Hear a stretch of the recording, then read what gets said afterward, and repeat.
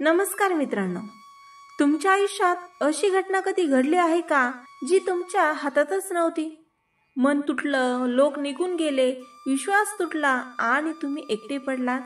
जीवनात काही क्षण असे येतात की आपण कितीही प्रयत्न केले तरी गोष्टी आपल्या नियंत्रणात राहत नाही. आपण मनापासून जपलेले लोक अचानक आपल्याला सोडून जातात.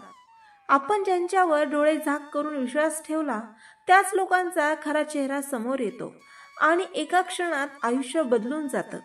अशा वेळी मन तुटतं, हृदयावर जखमा होतात आणि आपण पूर्णपणे एकटे पडतो. पण खरी कसोटी तिथून सुरू होते, कारण प्रश्न आपल्याबरोबर काय घडलं याचा नसतो, तर त्यानंतर आपण काय केलं याचा असतो. जेव्हा मन तुटतं तेव्हा काय होतं? मन तुटणं म्हणजे प्रेमभंग किंवा नातं तुटणं नव्हे. मन तुटणं म्हणजे आपल्या अपेक्षा, स्वप्न आणि विश्वास तुटणं. आपण जे गृहीत धरलं होतं ते चुकीचं ठरणं, ज्या लोकांसाठी आपण सर्व काही केलं त्यांच्याकडूनच धोका मिळणं, आपल्याला आयुष्याचा आधारस्तंभ वाटणारा एखादा माणूस दूर जाणं, हे सर्व आपल्याला आतून पोखरून टाकतं. मन तुटल्यावर जगण्याची इच्छा कमी होते, हसू हरवतं आणि जीवन फक्त जगण्यापुरतं उरतं. लोक का निघून जातात? लोक निघून जाण्याची हजार कारणं असू शकतात. परिस्थिती बदलते, प्राधान्यक्रम बदलतात, ज्यांना नात्यात मूल्य दिसेनासं होतं किंवा फक्त त्यांची भूमिका आपल्या जीवनात पूर्ण झाली असते. जीवनाचा एक कठोर नियम आहे, कोणताही माणूस कायमचा आपला नसतो. लोक येतात, आपल्याला काही शिकवतात आणि मग जातात. ते का गेले यापेक्षा त्यांनी जाईपर्यंत आपण काय शिकलो हे महत्वाचं. विश्वास तुटल्यावर जगण्याची कला. विश्वास तुटणं ही सर्वात मोठी वेदना आहे, कारण विश्वास ही गोष्ट वेळ, प्रयत्न आणि प्रामाणिकपणातून तयार होते आणि एकदा का तो तुटला की पुन्हा तयार करणं जवळपास अशक्य असतं. विश्वास तुटल्यावर आपण सगळ्यांवर संशय घ्यायला लागतो, मन बंद करून बसतो आणि नवीन नात्यांमध्ये मन उघडायला घाबरतो.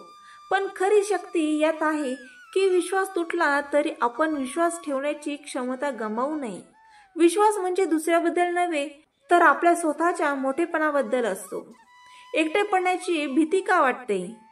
एकटेपणाची भीती हा माणसाच्या जीवनातील मोठा अडथळा आहे, कारण आपण नेहमी कोणीतरी सोबत असावं, आपल्याला ऐकावं, समजावं ही अपेक्षा ठेवतो.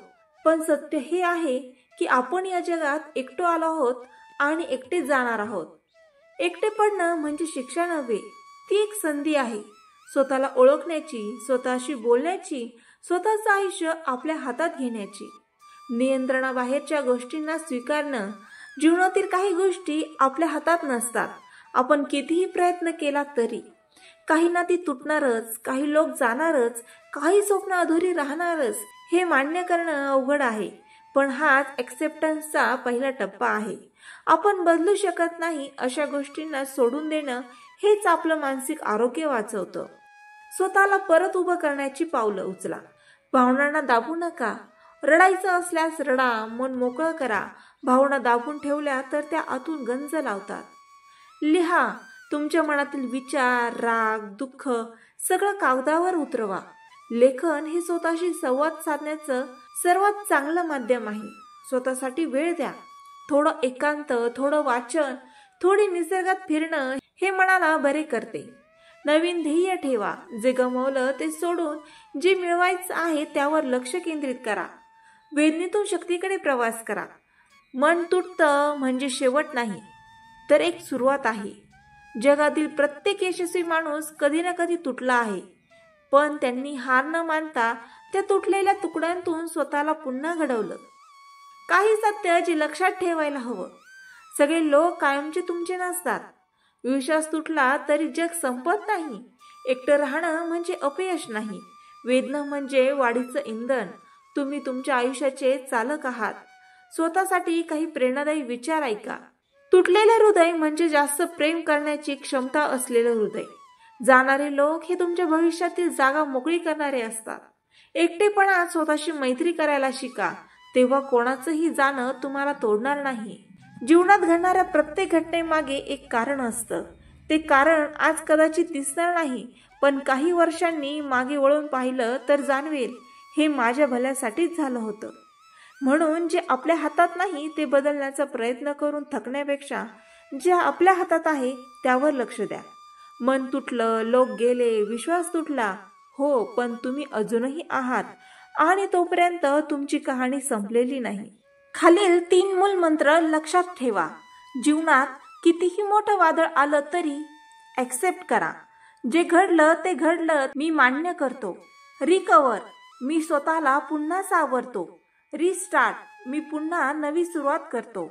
जेव्हा हा मंत्र अंगीकारता तेव्हा कोणतंही दुःख तुम्हाला कायम हरू शकत नाही, कारण तुम्ही समजून घेतलं आहे की तुम्ही घडलेल्या घटनेपेक्षा शक्तिशाली आहात. तर मित्रांनो, आशा आहे तुम्हाला हा व्हिडिओ आवडला असेल. असे सकारात्मक विचार ऐकण्यासाठी माझ्या चॅनलला लाईक, शेअर आणि सबस्क्राईब करायला विसरू नका. पुन्हा भेटूया नवीन विचारांसह. तोपर्यंत धन्यवाद.